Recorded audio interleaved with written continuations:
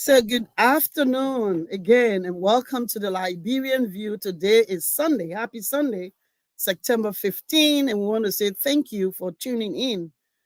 On Sunday, August 11, the Liberian View provided an in-depth analysis of Liberia's 177th Independence Day, and that was done by our own orator, Dr. Robtel and Pailey, on July 26, 2024, in Monrovia, Liberia. The speech was viewed as very critical of Liberia's traditional partner, the United States. However, the Liberian View had promised to provide an analysis on some of the points that really indeed sparked conversation within Liberia and with other Liberians around the globe about the long awaited and major changes necessary for Liberia's long-term prosperity, leading to a better and brighter Liberia. The address underscored the precarious condition of Liberia's economic, political, educational developmental, and socio-economic frameworks. It notably called for a reimagining of Liberia. However, the discuss today will concentrate on some of these points: good governance and strengthening democratic institutions. That is, what role should citizens, civil society, international partners assume in doing this for Liberia? Then we're going to talk, also going to focus not really on what are some of what ways can entrepreneurship, technology, agriculture contribute to transforming Liberia into a dynamic economic hub. Education and youth empowerment. What are some of the reforms essential in the educational sector to nurture innovation, critical thinking, and job preparedness for the 21st century? We're also maybe going to focus on how can Liberia integrate sustainable methods to guarantee enduring growth, including the adoption of renewable energy and resilience. These are some of the points that we're going to be focusing on. Having said that, for this discourse, the Liberian View is also going to be asking all our family members, our Facebook friends, YouTube friends, to kindly join us through www.facebook.com/the Liberian View or www.youtube.com/at the Liberian View. Join the discuss by sharing your thoughts through the chat, asking questions, providing feedback. We want to say thank you for tuning in. And now we will join our panelists as they briefly introduce themselves. I know you know some of them, two of them, and so that at least we can start the discussion. We will quickly go to our own Reverend Dr. Edwin Lloyd, who will, briefly, him, part of the Liberian View, but just briefly talk about himself and what actually the focus is going to be on today for this discussion. Thank you, Reverend Lloyd. The floor is yours. Thank you, Madam Chair. We once more, we were here once more, and I'm glad to be again a part of this important discussion. And I'm Reverend Dr. J. Edwin Lloyd Jr., minister here in the town of Beltsville, Maryland. Also am involved in other community and social activities, but my primary function is within the ecclesiastical arena. And so therefore, I'm glad to be a part and parcel of this discussion. Today, we will be looking at other aspect of the speech, not to look at, we were highly analytical of the speech as pertaining to Liberia-America relations. But today we want to look at his speech again in a wholesome manner and looking at some of the other points that were raised and how best we could take out some of those suggestions that were made during the Independence Day speech to implement them so that it will benefit the Liberia and the Liberian people.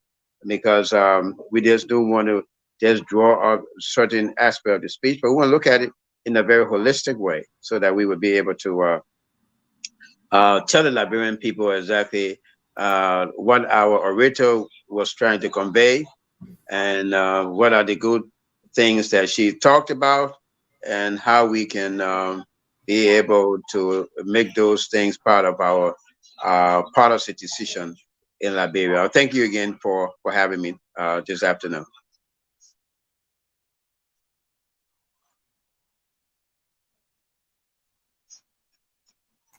You are muted, Madam Chair.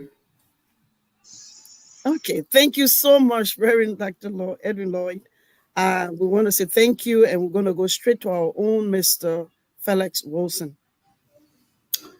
Good evening, everyone, and to my esteemed panel partner and a colleague and mentor, I would say, and friend, Reverend Dr. Lloyd, our own CEO, Madam Lucy here, who has provided us such a platform to express ourselves, but more importantly, to talk about matters concerning the livelihood, the development of our country, Liberia.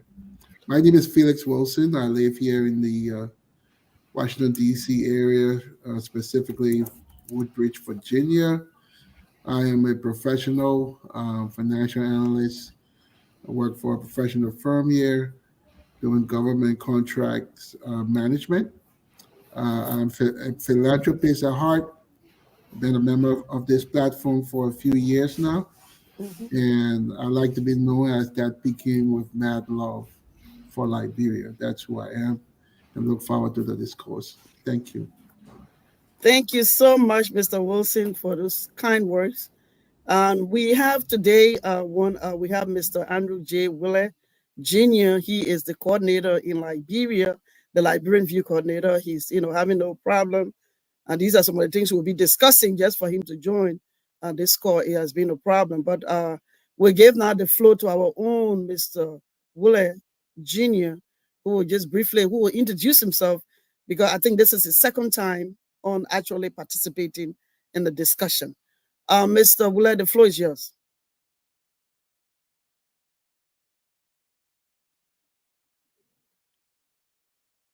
Mr. Willer, if you're speaking, you're muted.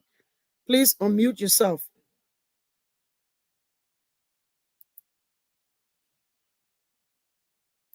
Okay, while we're waiting for Mr. Willer to unmute himself, because we know there are a lot of technical problems, especially when it comes to our guests from Liberia joining, we will turn the floor over to our own Reverend Dr. Lloyd, who will start the discussion while we are hoping that Mr. Willer will be able to connect himself and at least share his thoughts. Reverend Lloyd, the floor is yours.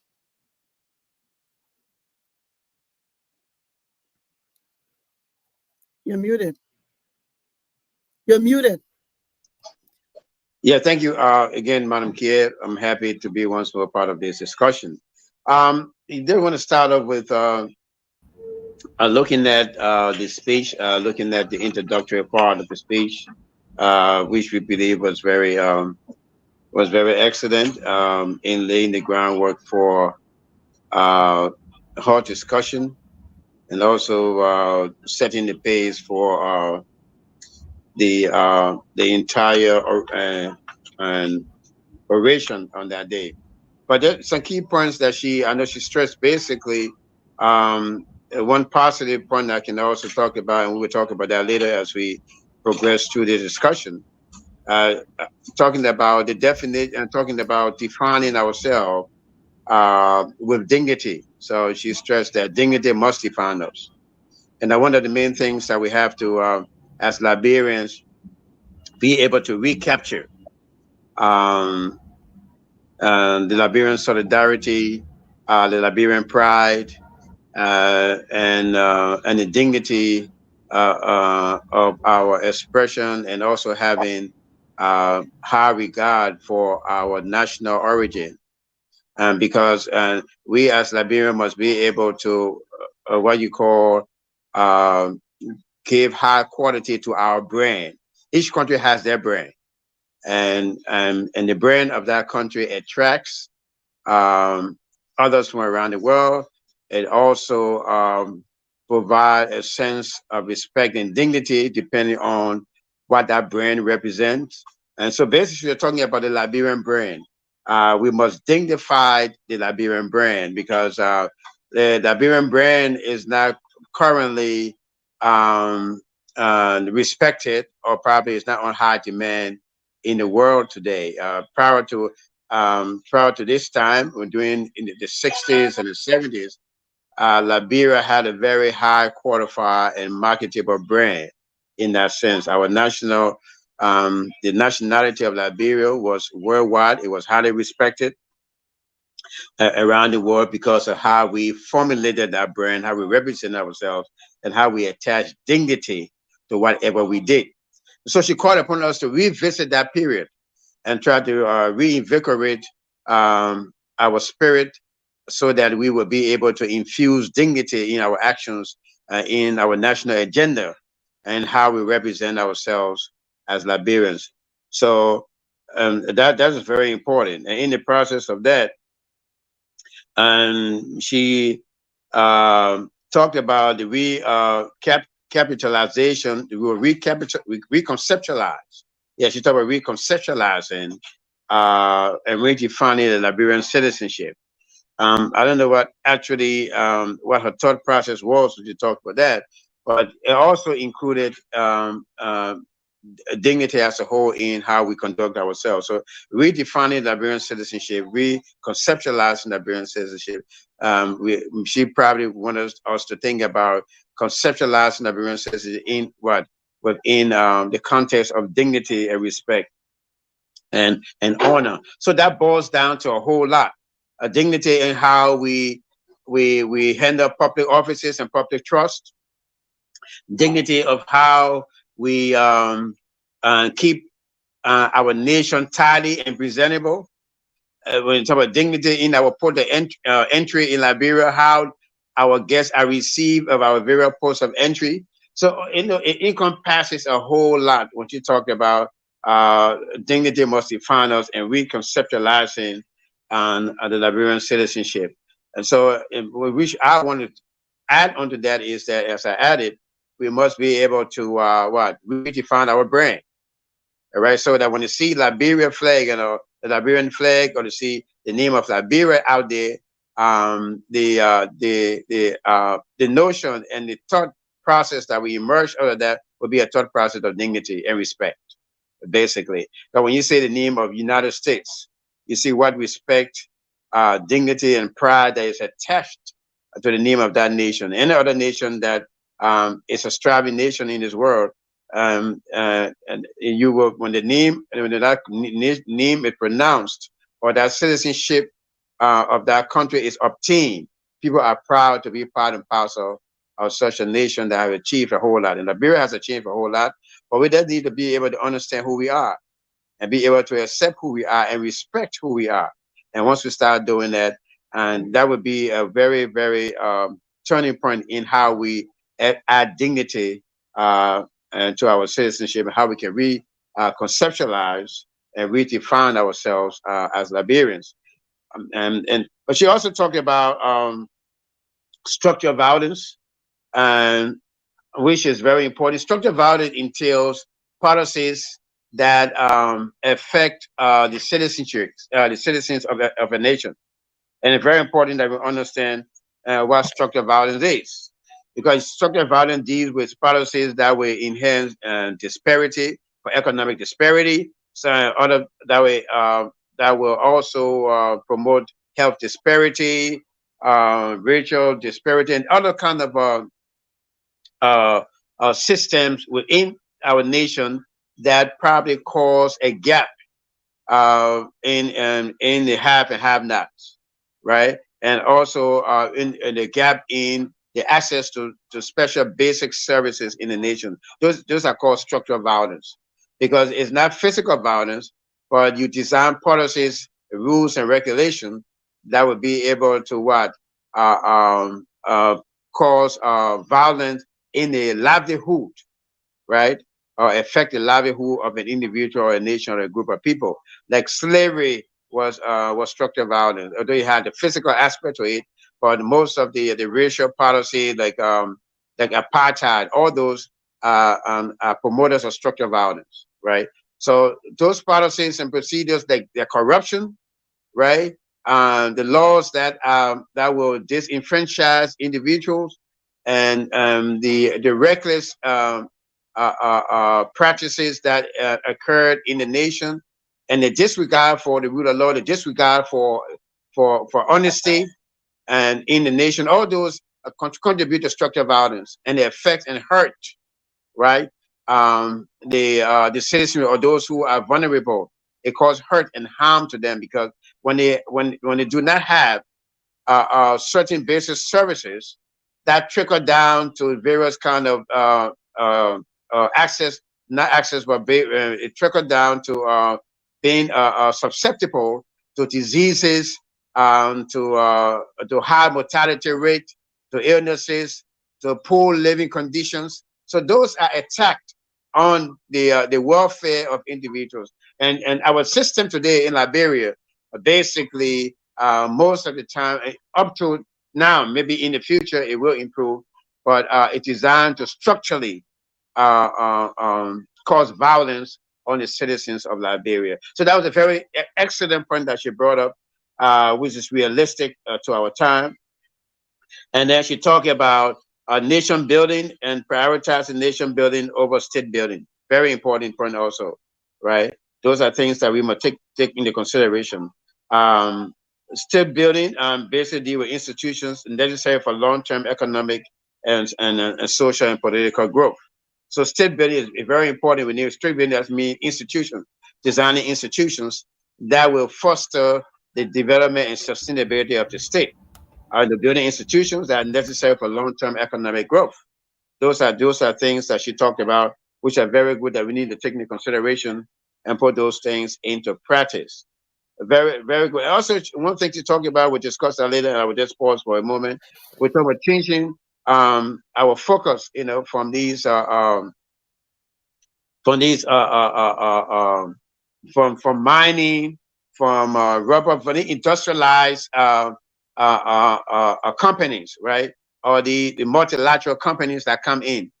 So they form a key part of our economic gain, right? Or a key part of our GDP, which we do not benefit from, right?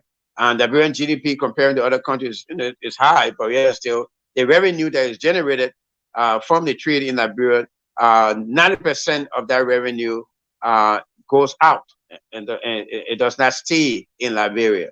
So one of the things we're talking about. So instead of we should change and strip from these concession agreements to real developmental projects like agriculture, industrial agriculture, all these very, very, very lucrative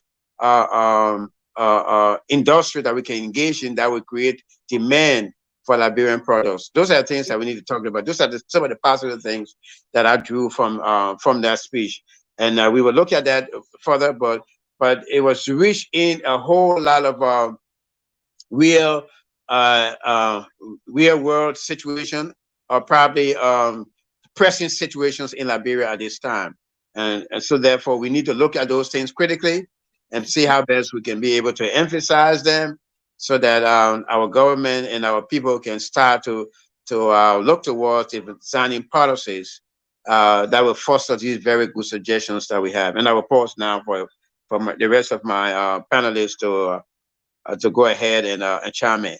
Okay, then thank you so much. So I don't know whether our guest from Liberia coordinator, the Liberian View coordinator, Mr. Willer, are you hearing me and are you on?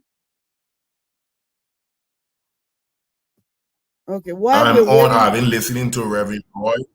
Okay, then thank you I've been so much. listening to Reverend Lloyd keenly. Yeah. So what we want for you to do, It's Mr. Willer, just before you start your discussion, please introduce yourself first, and then you can start your discussion, and then we will move on quickly to Mr. Felix Wilson. Thank you, Mr. Willer. Okay, thank you. I'm Andrew J. Willett Jr., the coordinator for the Liberian VIE here in Liberia. I have over a decade of experience in advocacy and developmental works. I started as an intern at the USAID training program, wherein young people are recruited in the area of monitoring evaluation. And then I went through that 1 year training, and I got the training had a 2K. It had two angles to it. It had the capacity development, and then it had a placement. And so I was sent on a placement to a local NGO called the Youth Crime Watch of Liberia. So upon my graduation from that program, I then later moved on to Samaritan's Purse. And then through the training that I got, I now work with the National AIDS Commission as the ME director. But in my field, I have not, in all I've done, I've not given on my advocacy in my philanthropic work. We have been a vanguard, speaking for women's rights and children's rights, just talking about the totality of the Liberian race, how we should be treated with respect and dignity. We have caught a lot of press conferences where we address issues that have been plaguing our society, and sometimes we have been demonized, but those are things that don't move us because we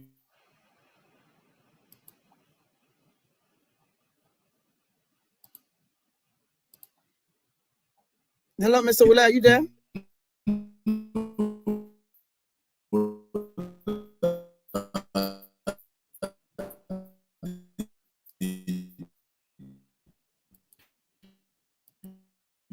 Okay, what we're gonna do, we will move on quickly, but there was a little while Mr. Willett is trying to get back on. Someone in the chat was saying that in Liberia, according to what Mr. Reverend Lloyd stated, Reverend Dr. Lloyd stated, he said that in Liberia there are currently no enforcement of these laws. There are lots of human rights and social justices not being adhered to. And you talk about upholding human rights and social justices, that has not been done in Liberia. So this individual is stating that they feel that the the the orator really really stressed on that, and they are hoping that because uh for a country like Liberia to move ahead, and they need to be able to uphold human rights and social justices, and that has not been done. So that individual really agree with you that strengthening the judiciary system, creating, reinforcing laws that protect vulnerable groups, and implementing policies that are already existing, that is somehow being dormant, that will be help to promote social justices, and then making sure that upholding human rights and social justices also mean that having access to healthcare, education, and fair employment practices. But that has not been happening in Liberia, not only within this current Boakai administration, President Boakai's administration, but in the history of Liberia. So they're just trying to chime in what you said. I don't know whether Mr. Willett is really having a low problem. We'll move on to our own Mr. Felix Wilson, who will give his at least um, um, his portion of the discourse as to what he thinks was really positive, that the government, not only the government, but even the citizens should pay attention to when it comes to, really, really, really reimagining Liberia, because it's not only for the government, but the citizens themselves. Um, Mr. Wilson, the floor is yours. Thank you. Excuse me. Thank you, Madam Chair. Um, we must, one again recognize the important work that Dr. Pailey did in her presentation. While contentious in some areas, she did deliberate on many, many good factors that we can take to benefit our community, our country. Like Reverend Lloyd, I think that phrase dignity must be defined as is a clarion call to all Liberians, young, old, small, rich, poor, whatever your ethnic background is. It's important to have dignity. It's important to believe in oneself and to have a sense of purpose, a sense of direction, to have respect for law and respect for your fellow man, to treat everyone with respect and demand that you yourself receive the same respect. Um, Dignity must be found as is a significant phrase that does even the smallest of us, the simplest of us, can understand.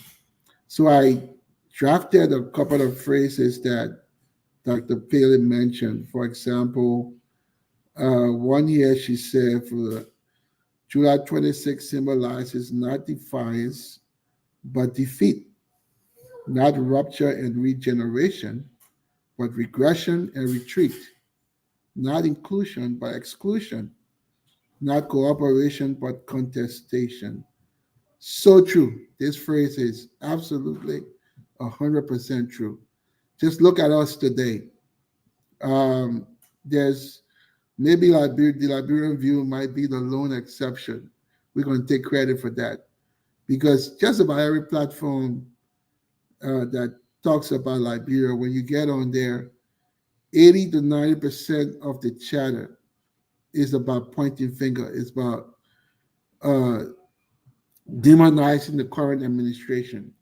We find just about everything that is wrong with ourselves, and rarely do we lift up the positives.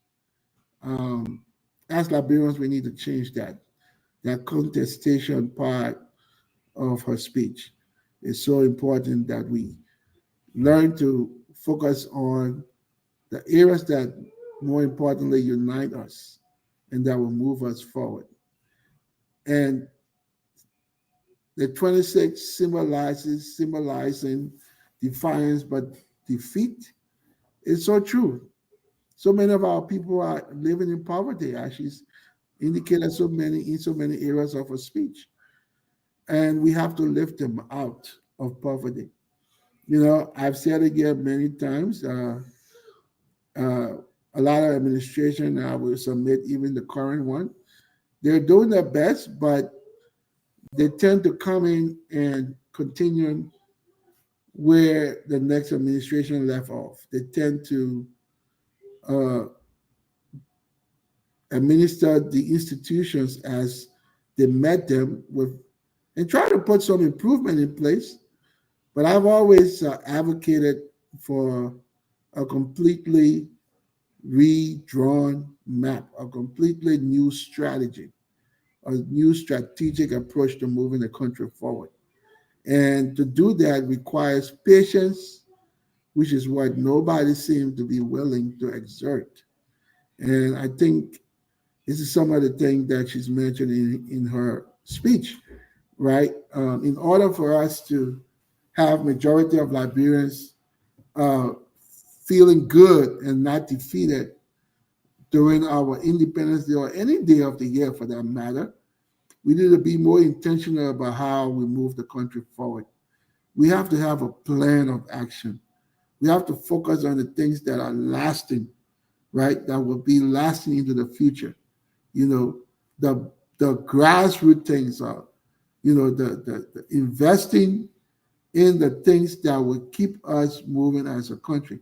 Because guess what? Newsflash, we're not all here forever. But what are we gonna leave for the generation unborn? Our children and grandchildren and great grandchildren. And it starts with education. It starts with early childhood development, right? We have to invest heavily in that. And we have to remember we are in a world where we are competing with other countries. All right, we're not just how we need economic growth and development. Ghana, Sierra Leone, Africa, they all need the same thing. Togo. So we're competing with them, right? But that doesn't mean we can't collaborate with them. That doesn't mean we can't do business with them. But we have to be strategic about our needs. What can we produce as a country that our neighbors do not have? but need, that they will come to us for it. That will grow an industry all by itself. And as we stated over and over again, our country have a plethora of resources and opportunities. And if we do it right, the sky's the limit in terms of the development direction of our country. I'm going to keep it short because it looked like Andrew is available. I want to give him a chance to express himself, and then I will continue as we go along. Thank you so much, Felix. So, Andrew, you're back. The floor is yours. Thank you so much. I will try to be fast. I think you guys all know the country. We have a very bad, a terrible internet sometimes, even though sometimes it can be strong. So please forgive me to all the audience. Okay, so like I was saying earlier, the orator, she spoke a lot of nation.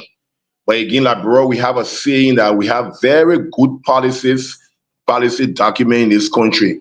But one thing that we are lacking as Liberians is a willpower to implement. Before I move on to the orator speech, I just gave you one simple one. We have the law for public smoking, to not smoke publicly. But it can be your imagination to see that even if the law enforcers are the ones who can go about smoking in the streets. So she talked about something that really touched my heart. She spoke a lot of things, but then one of the things that touched my heart so much, she talked about raising the minimum wage. She talked at a certain point. She made mention of that.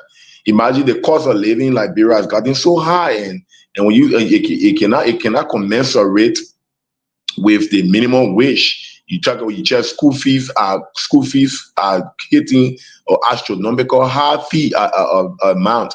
But yet you see a person works for $100, 125 and 80. The reason why is they will not want to talk about raising this with the minimum wage. It is because I think most of the people, the powers that be, the gurus and the czars in Liberia are the ones who hold their own businesses, their own schools, and they own the health facilities, I mean the private ones now. And so they will not want to go about that. They will not want to go about raising it because they think that if they do that, then it will somehow undermine their quest to make more and get rich at the expense of the ordinary people. But the thing is that when she talks about they must define us, we have to understand that this is the only country that we have as people. And so if we must see people must see Liberians as we see ourselves. We cannot keep doing the same old thing every time. We say people will come and make speeches, we go write policy documents, people come and deliver speeches, yet we still.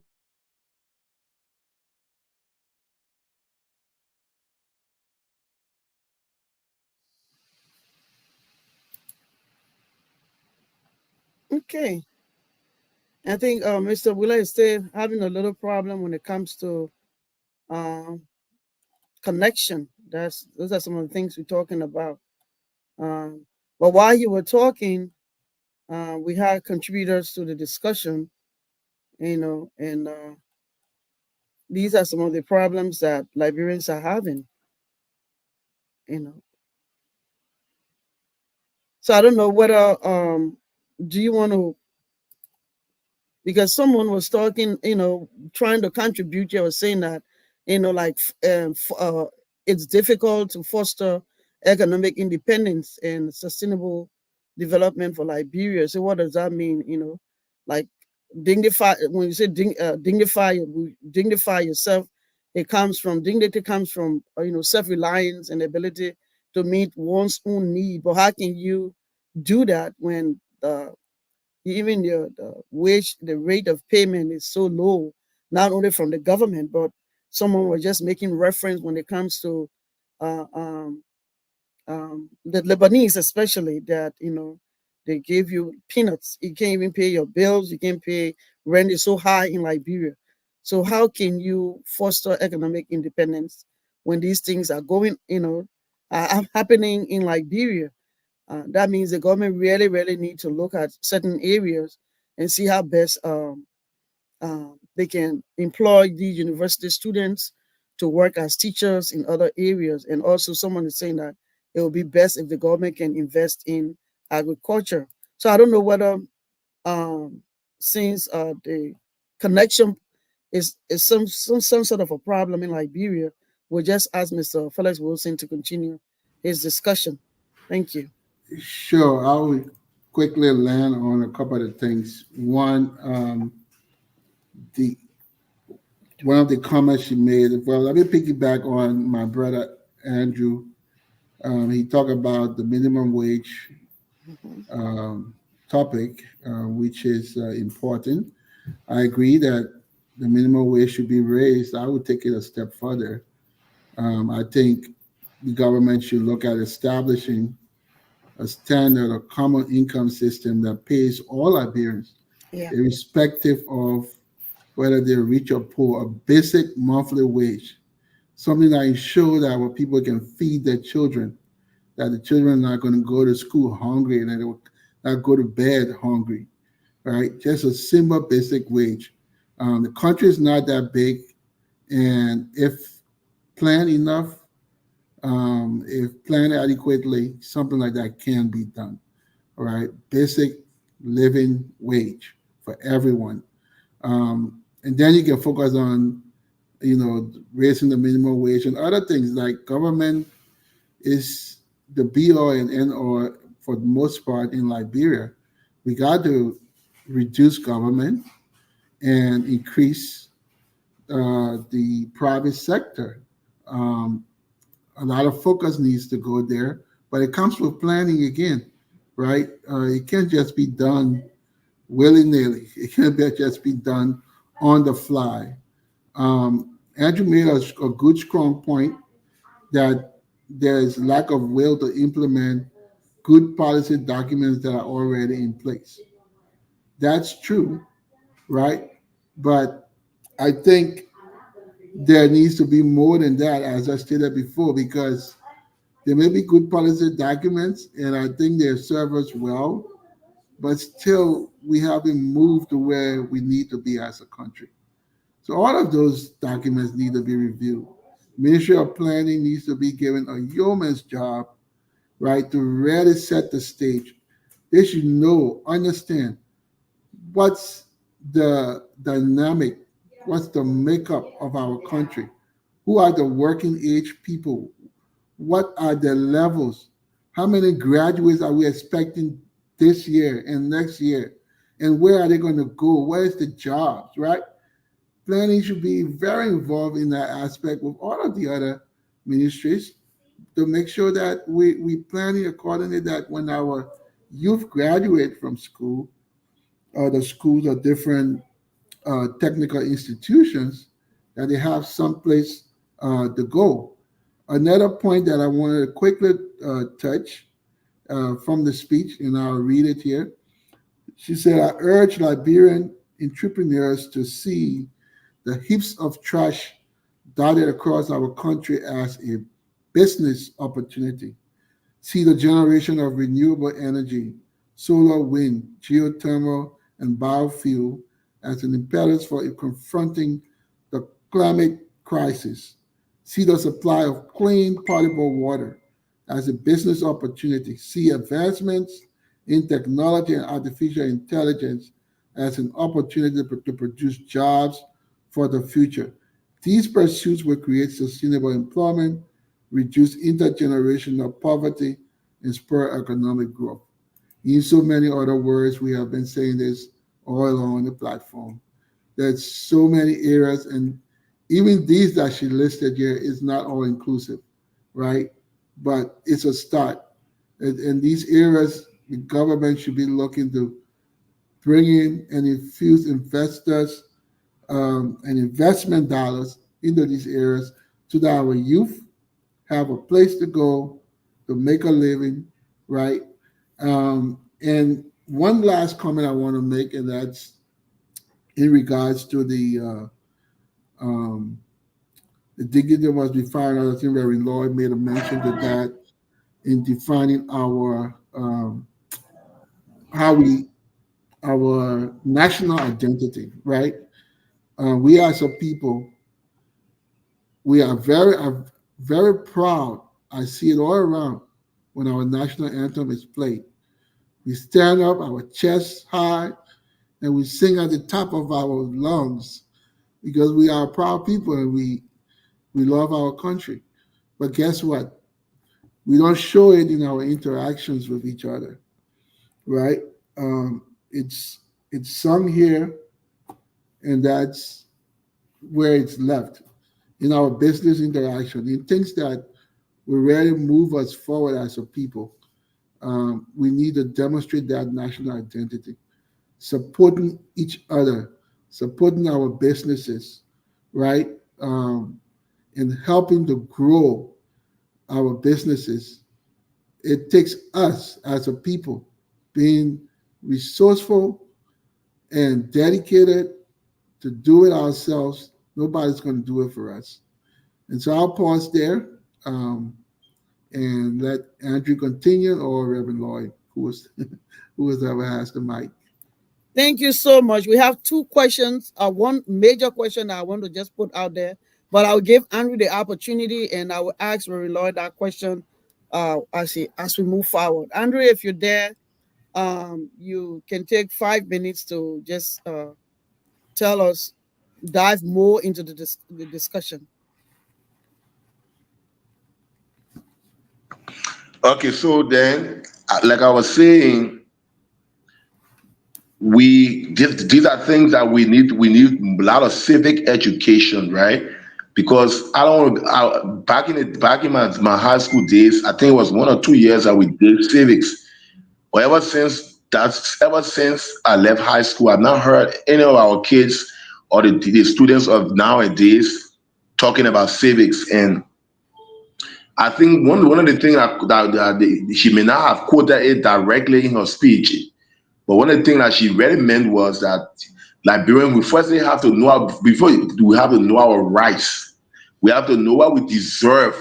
That we have to know what we stand for as a people. And we can only know these things if they have been taught in our schools.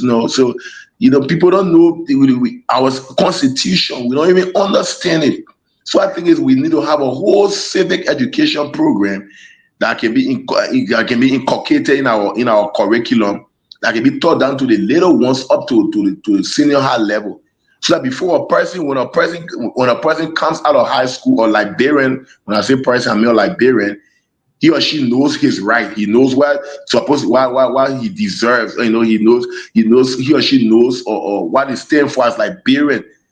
But nowadays it don't happen. And I think one of the ways that we can allow dignity to define us, we need to prioritize our civic education program. It should not just be about like a project. Like one of the things I always say to people is that we focus too much on donor aid. And so when the aid runs dry, and then when there's no program there to support, no aid to support a particular program, then that program dies or natural death. These are initiatives national government must undertake, right? National government must start to undertake the issue of civic education in our schools. Once a person starts to know his right, that person will know that he deserves a particular thing that coming away. So you will understand that this country, in that way, will be bridging the gap between the haves and the have-not. But other than that, people will just feel that when a politician comes and give and render or an assistant, and then they will call that or do something, and say the person is very good, the person is good, he's kind-hearted. No, he's not kind-hearted. He has taken a lot from you and just giving you a little. And because of that little, because your mind have been, you have been strangulated economically, you have been strangulated politically, socially. So you see a politician coming and building him in a city. Can you imagine? Of recent, I watched a politician dedicating hand pump. Somebody that 19th century thing. Somebody just go and be pumping that they're getting tired. So I asked at the program. So I asked the supporter of that politician. I said, does the politician have the hand pump in his or her yard? He said no. I said, so why is in the politician's yard? He said the men get running water. I said, don't you think these people deserve running water instead of hand pump, 19th century thing? So the thing is that we need to come to a point that people need to understand, Liberians need to understand that basic right. Alone, when we start to prioritize that, you know, you will find out, you will see a lot of changes will start to take place in this country. I think the orator meant that, to which he may not spell it out in her presentation. So I want to rest here a little bit and listen to the Reverend and Mr. Felix Wilson, so and then maybe take one or two questions while the internet has been a little bit stable here now. Thank you so much. So someone just stated that really talks about empowering education and intellectual development. So It's Dr. over to you, Laura, Madam Kia. I said I want to take a break here and then listen to the other panelists. okay, then thank you so much. Thank you. I mean, that was well said. And I just wanted also just make sure that while we're going, because time is fast spent, I wanted to also just put in this person's thought process. Let's say the most important thing that you've alluded to, civic education, we don't have it. We don't, it's not being enforced anymore in Liberia. Even something, I mean, you can even ask someone in the house, or maybe even when talk about the constitutional responsibility to their states or to their county, they might not even be in a position to let you know. So that's why we have a problem. So the person was talking about just empowering education would that solve that problem and intellectual development. So we, according to what they were stating here, they say a dignified nation is one that values education. So from your speech, and then they talk about valuing education means is a fundamental human right, and we all have stated it clearly here. Is that really happening?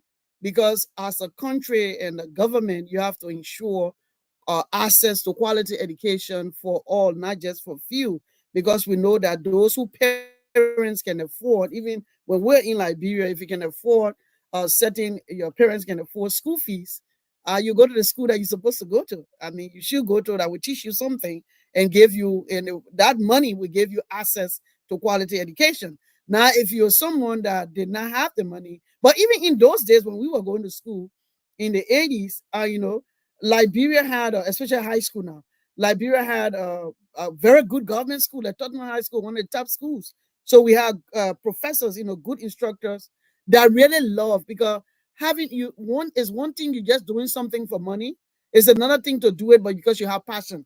So you want to be teaching because you getting the money, but do you have passion? Do you care? So uh do you think empowering education as you go through the discussion is one of the main thing that the government needs to focus on, as Mr. Wheeler stated? And they did civic education when they were in high school, and I guess maybe 2-3 years ago, but now it's not even in the schools anymore.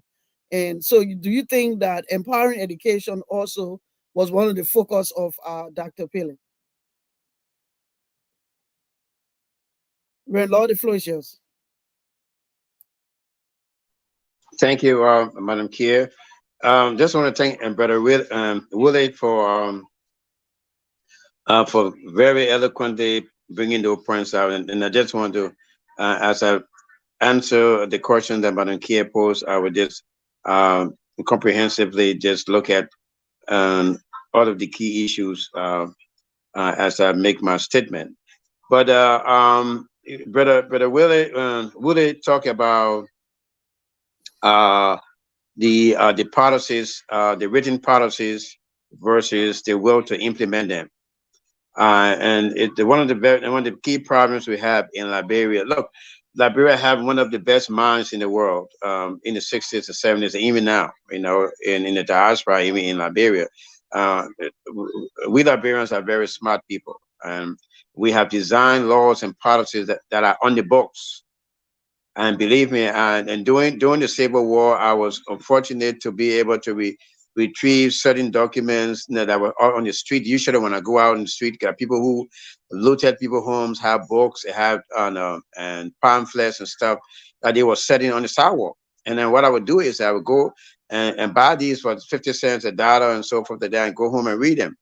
And how I learned basically about the Liberian customary law, that deals with the acquisition will deal with acquisition outside of marriage, but the customary law has equal significance to the Western legal system that we have. So I learned all these things just from getting those books. And what fascinated me is that I managed to come across policies and laws and programs and plans for Liberia that was so awesome. And we see them on the books is very encouraging. And I was so shocked that we have all these policies and we have designed all these systems for Liberia, but they have gone. They are kept in the files and in the cabinets, and are not implemented. And because of the will to do so, because of personal greed, we have lacked the will to be able to implement these policies. And those who have been given the authority to do that, who have the opportunity to do that, who lead and are in positions of authority, fail to do them because it will affect their personal wealth. Because you have to be open to the distribution of wealth, and they do not want to distribute wealth. So therefore, these policies and these laws and these programs that have been designed and systems that have been designed for Liberia that are on the books, we didn't need any new system. We have them. But our young brother just stated, we just have to have the will. Number two, they talked about the educational system. The pathway to the development of any nation have to be paved with education. The pathway to development, to sustainability, to growth will have to be paved by education.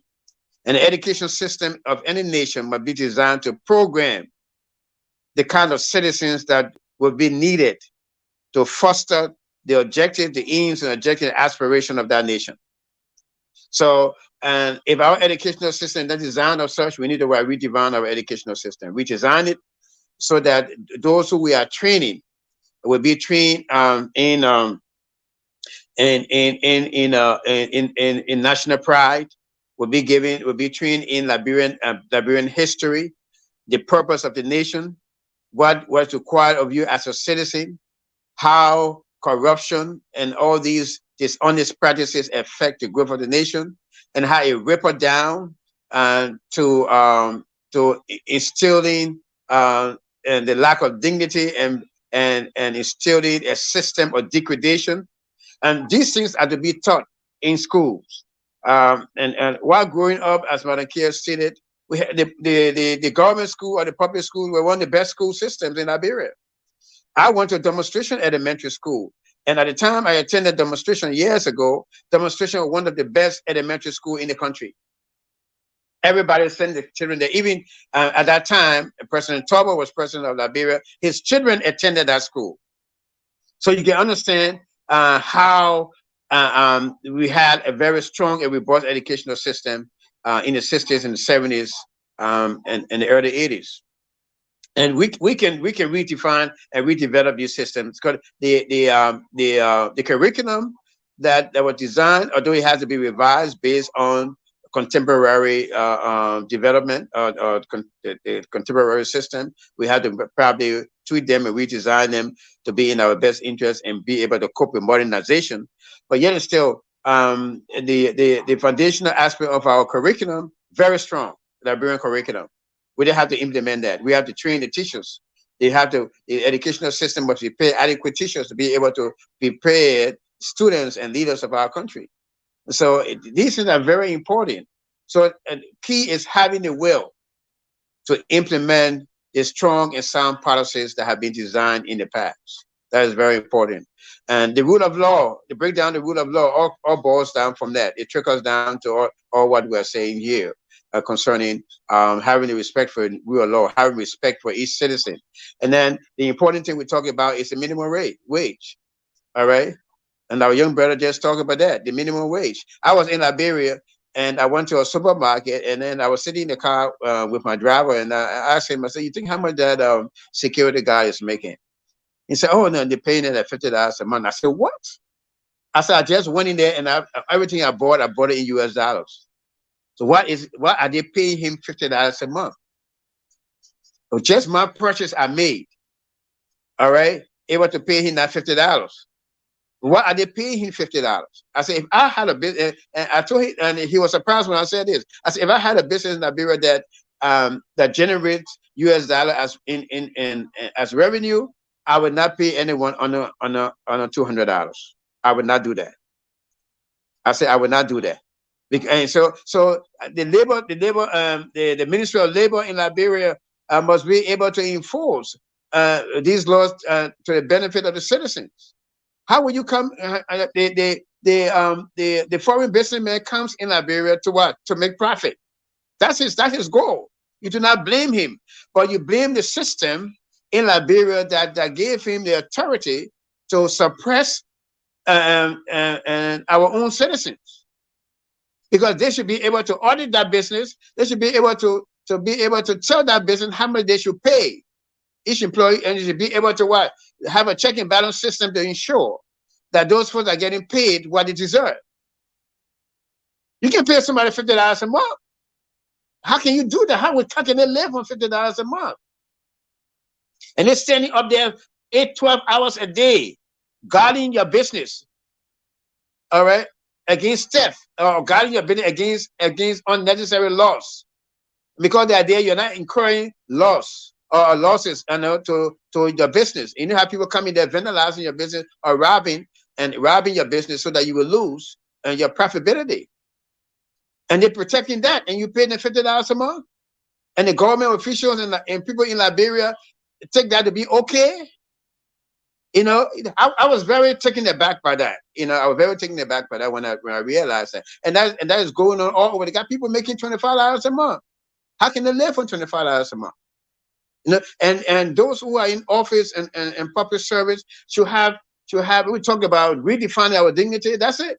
There's no dignity for our fellow man. There's no dignity for the standard of living in Liberia. There's no standard anyway when it comes to living. There's no standard except those who, based on habit persistence, travel abroad and they are used to a certain standard of life, and then they transfer that to Liberia. But the system as a whole is not designed to have a high to manufacture a high quality of life for the Liberian people, or to create a high standard of living for the Liberian people. It's not designed in that way. And the last thing I want to stress on is the ability to be able to have industries in Liberia that will increase demand, and also that bring revenue and profitability to Liberia. Basically, you're talking about the comparative advantage of nations, right? And that certain nation has the ability to prepare to manufacture or produce certain goods and services better than another nation, all right? So we transfer that to Liberia. There are certain counties in Liberia, certain regions in Liberia that have the capacity to develop or to produce certain goods and services better than certain counties or certain locations in Liberia. We need to study that and begin to take advantage of that. So if we have a region that can produce a certain good or service better than another nation, will focus the resources on that in that region so that they can maximize and increase the production of those goods and services. And that's what needs to happen. And then when we come to the position where we can sectionalize industries in Liberia and based on comparative advantage, then we see a robust economy, and you see rapid economic growth in that nation. Also, that Brother Felix stated, there are certain goods and services that are on high demand on the world market that Liberia has the capacity to produce. And so therefore, the government of Liberia, when they receive revenue or taxes from these extractive industries, right, like gold mining and forestry and so forth, they should be able to use that funds to reinvest it in those industries that will be able to serve the high demand of goods and services on the world market. And that would be a smart way to encourage rapid development and win our way out of these extractive industries, like our orator, Dr. Pailey, eloquently said, as she said, we need to be able to go away or shift away from extractive industry, which makes us vulnerable to to the vagaries of global capitalism, because we get trapped into global capitalism, and therefore we become victims of global capitalism through these extractive industries. Because what, we cannot turn those raw materials around to finished goods. So what happened is that they buy very cheap, because they tell us that no, there's no, the raw material is no good. We have to extract it. So the best we can do to extract it and give you and the revenue, or give you the tax, the portion of that based on the agreement, and you can use that. But what that Liberian government need to be doing today, iron ore, that the money that comes from iron ore that the Liberian government receive, they can use that money to build industries around iron ore, that we can be able to produce finished products of iron ore that we can sell on the world market and generate profit. Rubber. If Firestone refused to install and fit industry and manufacturing plants for finished products of rubber, the revenue that Liberia receive from Firestone, you can use it and reinvest it in industry that produce finished products from rubber, and so forestry and so forth. That's a very smart way to be able to develop our economy. Because those industries will not do that, because they want to keep exploiting you, so they want to keep you at a certain level. But our leaders should be able to use that revenue and turn it around and reinvest it in industries. Okay. That will increase the profitability of Liberia. Very important. So I hope I touched on all the points that were raised. But it's very important that we take key note of these here. And those who are young leaders, like our brother on the line in Liberia, need to be able to emphasize these and be able to make sure that when he take position tomorrow, he will not become like the status quo, but he will be able to change the systems in Liberia. Saying he's very knowledgeable about what is happening, but yet and still he don't have the power to be able to implement them. But the message can be spread, and you can spread the message out, and you can create forums that these can be discussed even outside the educational system, and they can be able to have forums to educate college students, high school students about these facts. So if the curriculum is not designed to educate them, we also can, through self-help projects, educate our fellow Liberians so that they will become the kind of leaders that we want for tomorrow. Thank you so much. Someone just saying that it's so to them it's like, really, is that what they're saying when the government schools used to be good? Because some folks were born when everything was just messy. So they can say like they didn't see the good that we're talking about. That government school were ever good. Yes, it was ever good. It was good. So they were saying that I think it's important that the alumni associations that are within the diaspora should also visit their school and have these discussions, what it was when they were there. Because people that were born in this time, they had time, they don't really, everything we say is like, what are you talking about? Because all they ever saw was poverty, or all they ever saw that the other school was not good, that few schools were good. So that's very different from them. For instance, someone just talking about how in their days, older person, that Liberia was a founding member of part of the United Nations, part of the OU and all the summits. Some of it was 1972. It was held in Liberia. And if Liberia had not arrived to a meeting, the meeting had not started. So that's how powerful we were. And making reference to our schools, medical school, they had Nigerians going there, Ghanaians going there, our law school, one of the best in Africa. But right now, who will you even say that to? Do we have records of those? Do we have video recording? No, maybe we don't have. Maybe it's something that people should know, because before you can, you say, sometimes you make reference to your parent, right? What have they done? What they did. So that alone can really give you a little pride to do better. But if you have not seen anything, what do you have? Well, I mean, some young people are saying that they can do it themselves. But some are saying that, but what all they ever saw was bad. And it keep on mounting. So the question is it that, are we ever going to gain such prominence again in Africa?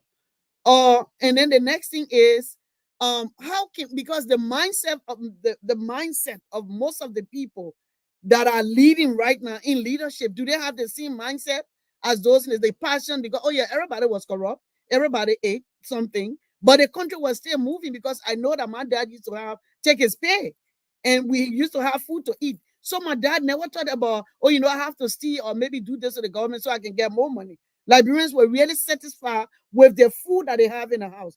They didn't really want more. Only now you see. So the mindset, one thing the mindset is, do you think that is the mindset of the leaders? Because someone will say, you always sit here and talk about it the whole day, but the mindset, even those that are leading, that the first thing need to change. And then it's something good that you guys are talking about wage, because people are not even taking pay. So these things need to be put. Do we think on this platform that these things need to be put in place? People need to, like, payment of people, making sure that people are paid, because if you pay the teachers, they won't want to sleep on a student, or they won't want to take money from the student. They won't be manipulating the whole system. So if they are not paid, even when these policies are implemented, they are written on the book. So what the question is, what should we do first? Because the mindset of those in the 70s and 60s are quite different from the mindset of people now. Everyone just want to grab something. So how will this thing change? Where can we start from? Some people say, let's start from ourselves. No money, no pay. So where should we start from? That is the discussion now. Well, I will try to answer that huge question. But again, I think it goes back to education. Um, I don't care what we do if our nation is not prepared for the future, we're going nowhere. And the government today must do whatever it takes to ensure that there is vibrant educational institutions in every corner of our nation.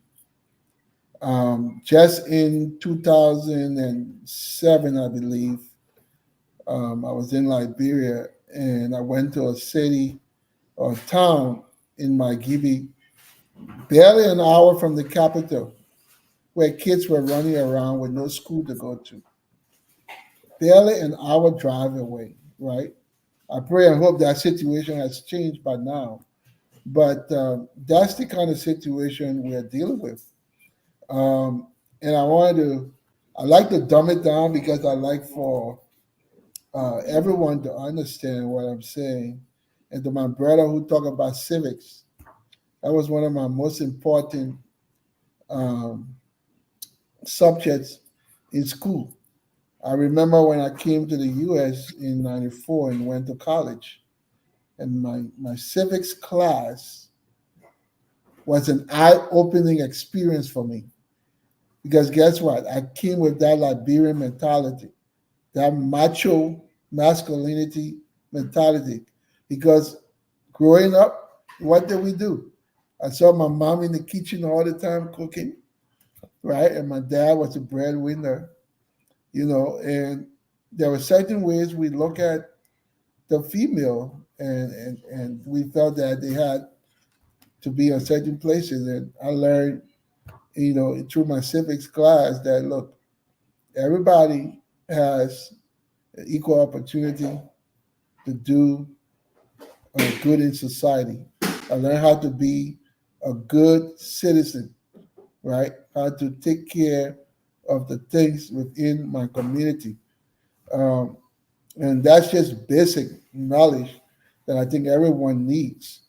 Um, and then I want to piggyback to this dignity thing. Another part of that dignity piece that we tend to miss is in our work and how we see labor. Most everybody, and I see a little change in the other direction nowadays, that a few more of us are starting to be industrious. But almost all of us, not too long ago, wanted to work in for government or sit behind the desk somewhere, right? If we didn't sit behind the desk, we felt we didn't have a job. And I'll give you a simple example. I'll use myself again. When I came in 94, my very first job was working at a burger place. It was called Rally's Burgers in Columbia, South Carolina. I'll never forget. And guess what my first assignment was? To keep the outside clean. They gave me a broom and a trash holder. And guess what happened? This is the Liberian mindset. I will be out there sweeping.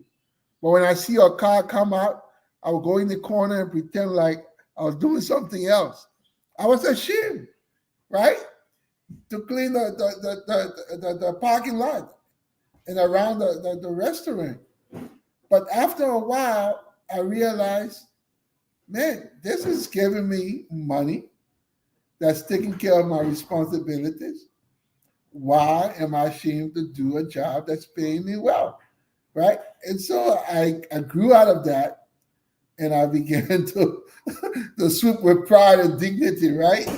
And so I think that's where our mindset needs to go as Liberians, that we need to respect the dignity of labor, that it's not just all about being behind a desk, that you can become a plumber, a carpenter, a masoner, right? There's so many, you can be a market woman, a market man, or a fisherman.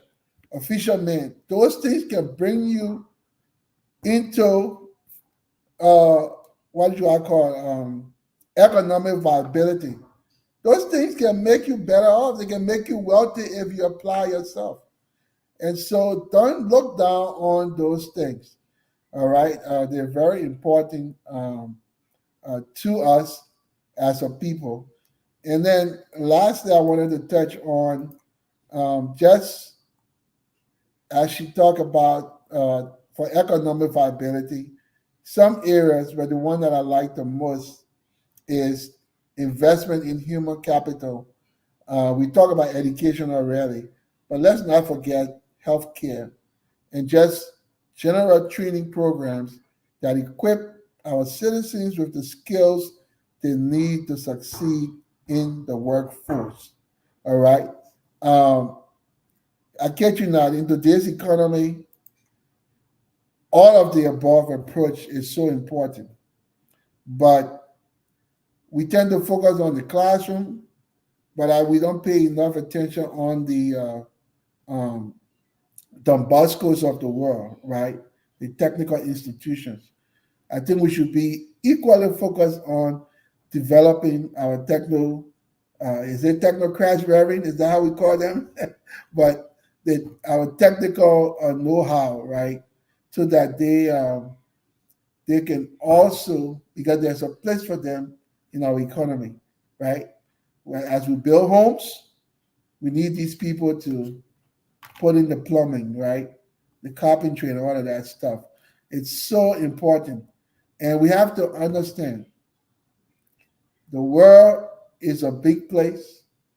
There is no one path to success, right? There's variation, all right? But there's lots of examples out there that we can borrow from. The future is bright if we only apply it ourselves. But I must say, though, we need to do it with a sense of urgency. It's been too long, far too long, for so much of our people to still be in poverty. We can't continue to cry and blame the war, right? We've come out. God has brought us this far. Now let's roll up our sleeves and do what we need to do for ourselves to make our country better. Those in the diaspora, we are encouraged to go back home and do good. And when we go back home, not just for us, but even the people there, let's put our egos aside, right?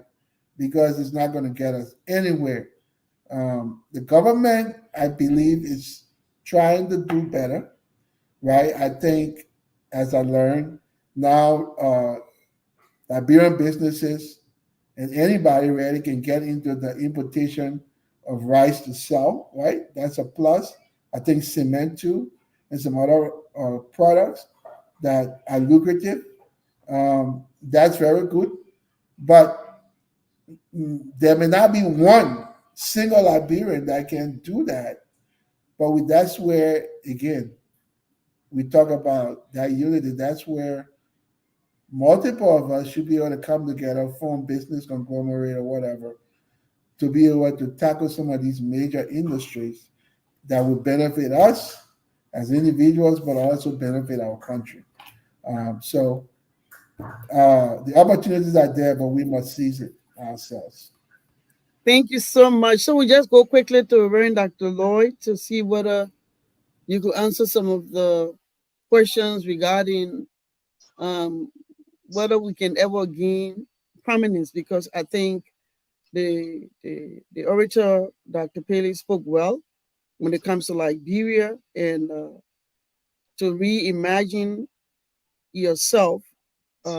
It means a lot what you need to focus on, where you were yesterday, some of the positives, and whether you can emulate some of those things, whether we have it, whether we need to make sure that we reinforce that. So that was someone just sending their own thoughts. So if we can address that before going to further uh maybe focus point, that will be fine. Thank you. Yeah, thank you, Madam Chair. Yeah, I think Dr. Petty was trying to caution us to be visionaries, and not to define ourselves by our current condition, but define ourselves by who we can be and what our capabilities are, and that's very important. And that draws me quickly to make a comment to add to what my brother Fidel stated. And I had similar condition as Fidel when I came to into this country early. I came. I already had a college degree when I came, the undergraduate degree when I came. But I took all jobs. I took all jobs, and I did all jobs, and I did not allow those jobs to define who I am. What defined me was my aspiration of who I wanted to become and who I wanted to be. And so therefore, that's what Dr. Petty was trying to stress, that we should be visionaries. We should be able to reimagine our country based on what our country, based on the capability of our country and where our country should be and where our country can be, instead of just being satisfied with the current condition that we have. Now, I'm a minister of the gospel, and one of the main things that I usually teach and tell people, I usually talk about Moses' encounter with God in the wilderness, and when God called him to go ahead and accomplish a mission that seemed impossible, to go before the great Pharaoh and tell him to release his slaves. That was a death sentence. And Moses was kind of taken aback by that. He was not too. He said, "What would I use to do? What would I do?" And God asked him, "Say, what is in your hand?" Moses just had a rod in his hand, a common rod. But with that rod, Moses did wonders and great things with that rod. It was in the hand. He did not know the power of that rod that he had. He had holding it all his life, but he did not know the power he had until God revealed that to him. And so the same thing, we need to start from where we are and what we have. Because someone say, "Oh, we don't have anything." I think the comment that you made, or someone said, "We don't have anything. How can we rise up from the current condition?" One thing I learned in this nation, in this country, two things, that can get you out of poverty, right? Is how you define yourself, and number two is finding a way to be able to produce goods and services, right? Providing a service or providing a need is very, very important. Any human being, where you are, you can provide a need. And so and if you in an environment, just find out what is needed in the environment, what is on high demand, what people need in the environment, and start to provide that need. That will gradually get you out of that poverty and get you to where you want to get to. Anybody, and that's a secret in it. We have the ability to provide a need. And most of the people who are billionaires and millionaires in this world today, they are providing a need to someone at a very great level. And that's why they are rich and they are billionaires and millionaires. So it's very important. Anywhere you are, provide a need. And then you will see how you can rise out of your poverty. God did not create us to be poor, but he created us with something in our hand, like Moses, to be able to use what is in our hand to get what we want. And we as Liberians need to what Dr. Pailey was saying, reimagine ourselves, utilizing the resources, the vast and rich resources that we have. It's been there forever, but how to utilize it, we do not have the know-how. And that's why we need to be able to use the revenue we get from that and reinvest it into that. And that's what business is all about. When you get revenue, you reinvest that revenue to increase your services and goods and services. And that's what we need to do. So I talked earlier about the rubber industry, the mining industry, all those things. We can produce finished products from those things. We have them. And I will give you an example in one of my sermons the other time. I said, we have cars today. We have airplanes. We have submarines. We have spaceship. We got all these. We got cell phones. We got all these things. The materials that produce those things were here ages ago and thousands of years ago. They were here. But we did not have the know-how to utilize them to make cell phone, computers, spacecraft, and all those things. The same material that existed thousands of years ago is the same material they are using today to produce those things.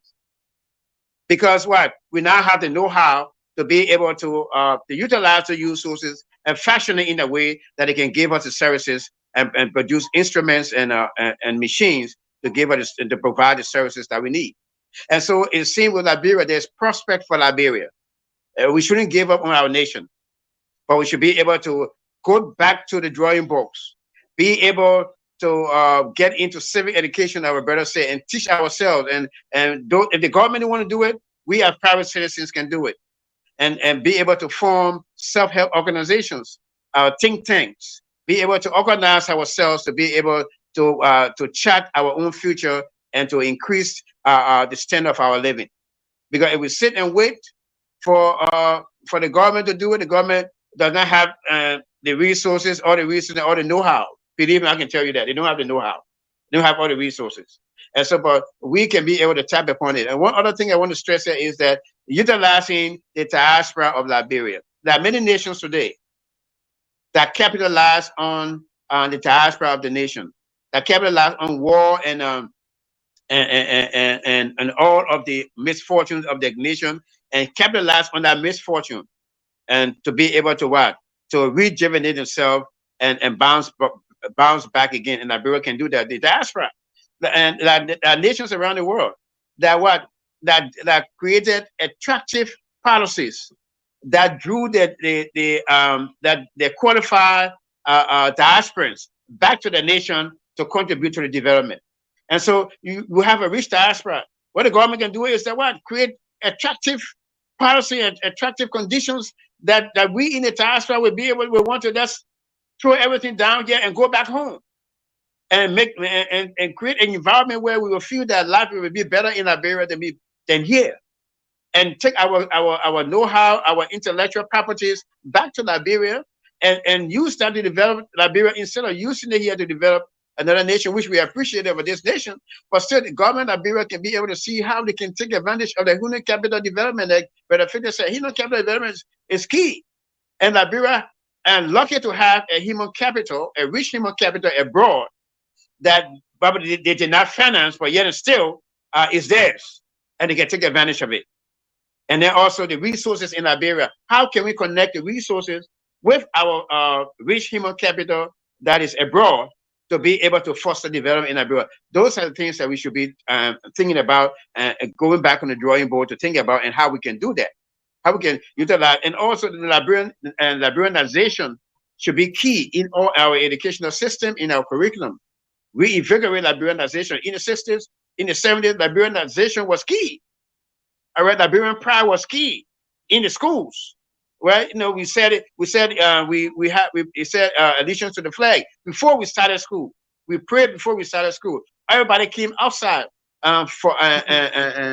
outside, and the flagpole were always outside. I can remember when I was in intermediate school, we all before 8 o'clock would come down, go in the back in the field before the flagpole, and then we stayed until that flag, the Liberian flag, was put up, and we pledged allegiance to the flag before we go back to class. So the allegiance to the flag, we were taught that was first and paramount, our paramount responsibility as a citizen.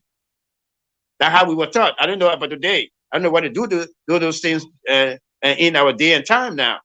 But that's why we were taught in the past. And Liberianization was key. The national pride was key. Respect for the flag and the nation was key. So if you have respect for the flag and your nation, you will not be corrupt. You will not squander the resources of your nation. You will not do injustice to your fellow man. You will uphold the rule of law. All right, and you will not disgrace your nation. So these are the things that we need to bring back. So we have hope, and that's what Dr. Pailey was trying to talk about here in her speech. We still have hope. We should not be discouraged, but we just need to be able to renew our mind. All right, renew our mind and fashion it on the course of national growth and development and national pride. And then we begin to see changes. Let us use what is in our hand to get what we want. And I will pause for a moment. Yeah, I want to say thank you for that. Thank you for you both. I can also just relate quickly to what Felix stated regarding coming here, the first job, being a sales manager of Coca-Cola, having a driver, enjoying myself. The first job I had was a call center. I was working in a call center, and one or two of my friends, somebody very close to me, they tell me, "Oh, all that big thing you're doing in Liberia, look how you working in the call you working in the call center." To me, I came from somewhere before I became sales manager, and I come here, I'm working the call center. I have no problem with that because I know that working there will take me to the next step. And at the end of the day, I became manager for the call center because you know what? If that being just an agent was just or associate was just a stepping stone to the next place because I know myself. You know what I'm saying? So people will mock you. Your own Liberian people will mock you because oh you were this and look at you now. So that's the mindset, and we need to really, really, really change that because you got to start from somewhere. And most of our men, when they come here, it's difficult for them to really start. I just want to give you both kudos because it's not an easy thing for a man to be here because it's so prideful.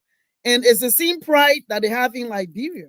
And we got land down there. I'm very glad that in the diaspora as a whole, we have not only alumni high school, alumni association, we have universities, and then we got county associations. And, and these high school alumni association don't just put money in a school, get them nice chairs. In Nigeria, Ghana, they are telling their stories. Tell these folks when you go have meetings, have conventions, have something to educate them where you came from, where you are. That will also give them hope to say, wow, this is how we were. They need somebody, a time that they can look up to measure themselves to do better. So it's not just going there and carrying the chairs, fixing it. If we have to reset our mind and have that mindset to love Liberia and everything that everyone has stated here so clearly, we can start, like you said, Law, and you, Mr. Wilson, we can start from the diaspora. We have the structure already. Don't just go feeding people. Have some workshop, educational, civic education. Tell them your stories. Nigerians are telling their stories, motivational stories, how to get rich, where they came from, how they became where they are. Like these are our stories. We got to tell these young people the stories. That Liberia was great yesterday. That Liberia had one of the best medical schools, one of the best law schools. The other countries, South African, Nigerians, Ghanaian, they were all in our countries going to those same schools. So we need to tell our story. Just quickly, let me just share that there's a Nigerian how you call them? I don't know what a blogger or influencer that said in those days everything that attributed to Nigeria was negative. So he told them he looked for intellectuals that are Nigerians that are making the difference in the world, doctors that are making the difference in the world, in this world, in the global economy, in the whole world as a whole. And he listed most of their achievement. And then he started talking about their stories, talking about how Nigeria was great. So if somebody said Nigeria is bad, look at all these good things that we're doing, emulate these good things. So we need to tell our stories yesterday.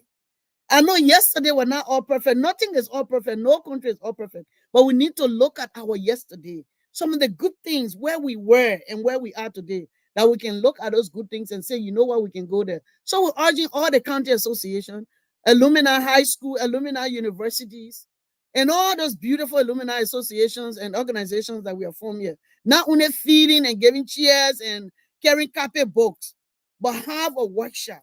Educate these people, tell them your story. You didn't just become so glamorous or having everything. You struggled yesterday. So once they know those stories, they can know, they will have hope that if this person did it yesterday, I can do the same thing. So what we're going to do right now, we're so sorry that our own Mr. Willer, I think he's not able to come back because of the whole situations that we are talking about. And our orator spoke clearly to that, mentioned it, and to be a dignified country, you have to give your folks access to qualified education, quality education, and quality education comes with having electricity and internet working. So all those things. So I will give the opportunity to our panelists in the absence of Mr. Willard that have a lot of challenges right now, and he tried his best to come on. And even the discussion, his input were well stated, and we're very happy to have him. But I'll give the panelists the opportunity to really talk to us that are listening, and want to say thank you for all your questions from Monrovia, from Sino, everywhere you were today on the YouTube or the Facebook pages. We say thank you. We're looking forward to more of this, but we talk to our panelists to present to you what they think you should take away from this particular discussion that you will apply to either yourself, to an organization that you're part of. If you are working in the government, what do you need to change? If you need to read your constitution to at least understand your job, because when you understand your job as a county rep, you'll be able to help your country. So these are things that we're going to talk about, so we all can gain from the discussion. So first of all, we'll start with Mr. Wilson, that will just tell us, what do you think our listeners will take away from this discussion? Mr. Wilson, the floor is yours, and we'll go to Dr. Reginald. Thank you, Madam Chair. With age comes a little bit of wisdom, and as I grow older, every day there's something new I try to learn. And recently, I've been pondering this thing of the notion that hundreds of thousands of people can come together and elect a handful of people to lead us, and those handful of people become so powerful that we cannot change their mindsets or their sense of direction. So I want to use this opportunity to challenge us as citizens, you Liberians, the Yana boys and girls and market women, the students. I don't care what's your status, you have power. And if you're not involved in anything, I encourage you to get involved. Join an organization. All right, look for an organization that has meaning, that has direction, that's important, that's talking for you, in your behalf, fighting for you, because it takes all of us to bring about change. If you don't like something that's been done, I'm not calling you to fight, but let your voices be heard. Mm-hmm. Speak up, all right? Because this thing about the people is very, very crucial, right? It's a government for the people, by the people, right? And we must make it that way. We must make sure that the government is providing the needs of our people. And the way to do it is to raise the issues and speak up and go to the Senate and the House and let our voices be heard. Write letters, get on TV, write articles, but we must make sure the government is hearing us. So that's one. For us in the diaspora, there's so many ways we can make a difference. We do so through these platforms, but TLV is going even further to establish an office back home that will be more impactful in these areas. And so we invite other organizations, local organizations, to join us in this campaign, if you will, to make Liberia a better place. And then lastly, why we try to stay out of politics. I saw something very interesting happen the other day, and I just wanted to say, there are a lot of good, I think, that the current administration has done and is trying to do. But I got a little concerned over the recent visit to our Chinese partners. While I encouraged it, I want to paraphrase my comments this way. I trust that we thought through our interactions, that we went in knowing that we are a democracy, and that we went in with a Liberia first mentality. And I will leave it at that, because there are a lot of global implications, right, from visits such as those that could impact us as a nation. And we have to be strategic in how we go about doing it. Nothing wrong with doing it, but we have to be mindful of our place in the world and where we stand and who we stand with, and at the same time seek our country's interests as well. It's a very delicate act to play, but we must try to play it and play it well. And I'll rest there. Thank you so much, Mr. Felix Wilson. So we'll go to our own Reverend Lloyd also to just give us what do you think from this discussion, because we are closing in on this particular July 26th, 177th Orator speech, and what do you think people should take away? Because I think they were worth of experiences that people can learn from, lesson learned. I also know that other speakers have spoken about it before. We've spoken about some of those things on the Liberian View, and we started implementing some. I think we're still going to make sure to work with others to do this. We started it on our own, but we're going to make sure to do more and then collaborate with other people. But if others are listening, what is the lesson that should be learned from this discussion, and how they can maybe take a real look at their organization and its vision towards Liberia? Thank you, Madam Chair. One of the key takeaways I want to talk about, and there are few takeaways I just want to expand on very quickly. But I will start with what the latter statement of Brother Felix talking about having caution when it comes to our negotiation, our associations, when it comes to multilateral agreements and interactions in our international agenda. And that draws me to a part of the speech of Dr. Pailey, as she stated here, that our goal must be inclusive growth and not growth by any means. So therefore we should be very strategic in how we fashion and structure our growth process.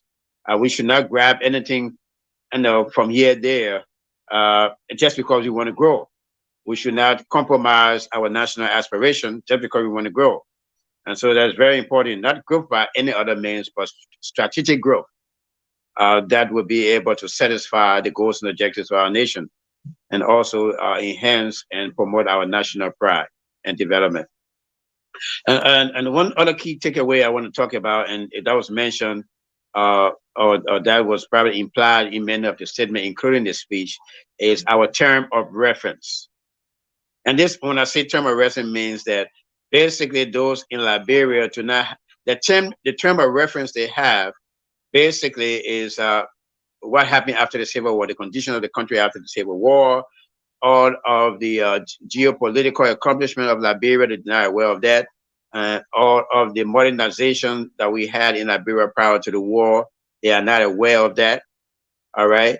And so therefore they think that the conditions that they were born in are the conditions that were assigned to them. But if they have a term of reference, like we have a better term of reference than the young Liberians that were born after the war, because there are things that we saw, the experiences that we had, that are within our memory, and that drive our national pride as Liberians, because we know where we were and where we come from. We are not making reference to us as Liberian based on what happened after the Civil War. We are making reference to the Liberia of yesterday, and Liberia that had its place among the galaxies of nations. So the term of reference is very important, and what Madam Kia stated is that is key. What the takeaway is that the diaspora organizations, the high school reunions, and the organizations that are doing so well in raising funds and directing the funds to structural development in Liberia. They will also be able to channel that into human capital development in a way where we can have seminars and workshops to be able to educate Liberians on where Liberia was before and what Liberia is capable of becoming, so that they can have a term of reference. Because if that term of reference just after the Civil War, the aspiration will be diminished and the expectations will be diminished, and the standard of living and the standard expectation that they have will be very low, because they are starting at a very low point. But they have a term of reference that shows that Liberia and what is a great nation, was a great nation, is a great nation, and they are part of a country that contributed immensely to most of the multinational corporation and all the geopolitical decisions of the 60s and the 70s. Then they will get to know who they are as Liberians and how they should be proud of the nation, and they'll be invigorated to bring the nation back and bounce the nation back to where it needs to be. So one important takeaway is that we need to be able to establish a term of reference, all right, for all Liberians, including especially those Liberians who were born after the Civil War, so they can be able to see the true Liberia. Because the Liberia of today is not the Liberia that we should know, the Liberia that should exist in the nation of the world. The Liberia of the day is just a Liberia that has suffered a whole lot of atrocities and a whole lot of disadvantages based on from the hands of our leaders, and also from the pressure of geopolitical players. But the true Liberia is Liberia of pride, of dignity, a Liberia that is very contributive, Liberia that have produced great men and women in the world today. That's a Liberia, that's a reference that they should start from. And when they start from that reference, they will be able to do greater things and have aspirations to achieve greater things in the future. And with that, we have minds that are focused on growth and development, and everybody will channel and work together. So the diaspora organizations they are doing well, but they can have another twist to some of the good works that they're doing, and begin to focus most of the funds that are raised on basically having seminars, workshops, and creating experiences for Liberian, sponsoring trips abroad for groups of Liberian children in Liberia, so they can be exposed and see the world, because they are actually the future leaders of Liberia. In the next 30 years, most of us will have faded away, or probably we will resign to retirement, right? But there will be those young children now today who we will train, we will educate, and give a term of reference to. They will be the ones that will be able to take Liberia further. So those are the things that we need to start doing right now, to educate them, to open their minds, create experiences for them, create exposure for them, so that they will build a Liberia that we know. Thank you very much again. Yeah, this has really been a very, very fantastic discussion, and fascinating, and a discussion that is mind blowing. And we want to take this time to say thank you to our orator for the 177th Independence Day. I think what you delivered, actually, when it comes to Liberia, is something that worth that even the government and should even have the diaspora working with the Liberians organization in Liberia to see how best we can actualize what actually was written, so that if we can create it to come into being. I think that's very, very important. But I can tell you, the Liberian view, we've been working on this, and we're going to continue doing it. if we're going to make sure maybe by next year to have our own conference in Liberia, regardless of what school you graduated from, who your father was, what country you from. We're going to engage a lot of young people, especially those that are I don't right now we call them they used to call them the Zogos and all those kind of names. We Barrow Boys Association, the marketing women that we have discussed with. We've had we've heard them on this particular platform. We're looking forward to really working with them and having some discussion so that they can have this dignity that our orator really, really spoke to, that Liberians can know that you came from somewhere, your country is important, you are important, and you are somebody. You made an impact in the society, in the world. You were heard, you were a decision maker, you are beautiful. Things are hard now, but there's hope. So on behalf of the Liberian View, we want to say thank you so much for listening. We're here. Our goal is a bridge to a brighter and better Liberia in collaboration with the world. We'll see you again on the 22nd, and our topic will be very interesting. We're hoping that when this is being posted on our various social media, when you see it, please send us some more questions. Give us different ideas, topics you think that we can discuss of interest to you. We appreciate you and want to say thank you, and please have a nice evening until we can see you on the 22nd of September. Thank you all to the panelists. God bless. Good evening. Okay. Okay. Let me see.